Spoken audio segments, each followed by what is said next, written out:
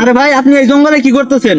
আরে মরা গাছটার সামনে বসে আছেন কেন? আরে ভাই আমি এখানে বসে আল্লাহ তাআলার ইবাদত করতেছি। যদি কখনো এই মোরা গাছ জীবিত হয় তাহলে ভাববো আল্লাহ তাআলা আমার গুনাহ সব মাফ করে দিয়েছে। ঠিক তো, আমি অনেক পাপ করে ফেলেছি, আমিও আল্লাহ তাআলার কাছে ইবাদত করি, আল্লাহ তাআলা আমার গুনাহ মাফ করে দিতে পারে।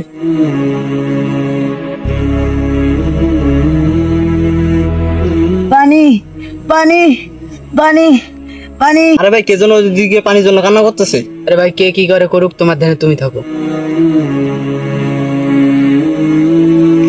পানি পানি পানি পানি পানি পানি। ভাই আপনার কি হয়েছে?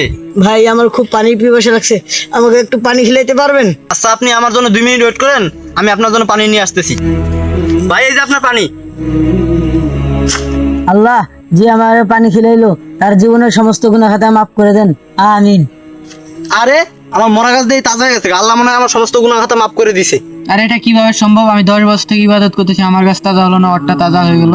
আরে ভাই খালি ইবাদত করলে হবে না, আল্লাহ তাআলা যেই কাজ করলে খুশি হয় ওই কাজ করতে হবে। আমি একটু আগে ওই কাজ করে আসলাম, সেজন্য আল্লাহ তাআলা আমার উপরে খুশি হয়ে আমার গাছ তাজা করে দিছে।